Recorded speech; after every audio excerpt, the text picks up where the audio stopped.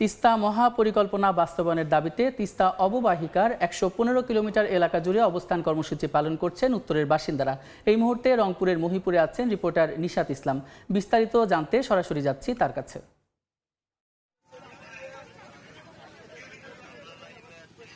মূলত দুটি দাবিতে তিস্তা নদী রক্ষা আন্দোলন কর্মসূচি পালন করছে লাগাতার ৪৮ ঘন্টা। তার একটি হলো পানির ন্যায্য হিস্যা এবং অন্যটি তিস্তা মহাপরিকল্পনা বাস্তবায়ন। এবং আমি এখন রয়েছি তিস্তার মহিপুর চরে এবং আপনি দেখতেই পাচ্ছেন যে চরের মাঝখানে এরকম অসংখ্য প্যান্ডেল করা হয়েছে। তিস্তা অববাহিকার যে ১১৫ কিলোমিটার অংশ রয়েছে নীলফামারী থেকে গাইবান্ধা পর্যন্ত, এবং এই ১১টি পয়েন্টে তিস্তা পাড়ের মানুষ, বিভিন্ন সামাজিক সাংস্কৃতিক সংগঠনের নেতাকর্মীরা তারা কিন্তু এই কর্মসূচি পালনে সমবেত হচ্ছেন।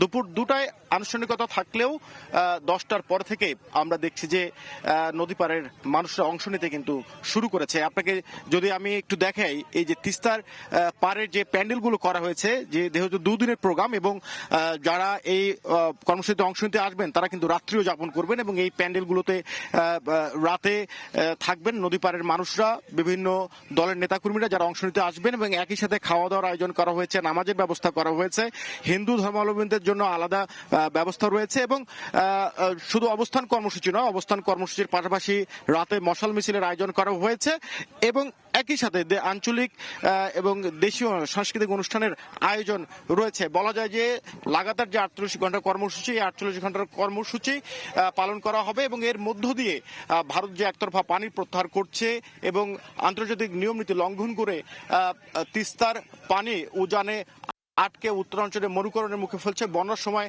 ক্ষতির মুখে পড়ছে, তারা যেটি বলছেন যে এই কর্মসূচির মধ্য দিয়ে দাবি বাস্তবায়ন হলে তারা লাগাতার কর্মসূচি চালিয়ে যাবেন। তো সবকিছু মিলে তিস্তার পাড় থেকে এই ছিল আমার কাছে আন্দোলনের সর্বশেষ খবর। সরাসরি যুক্ত ছিলাম রংপুরে।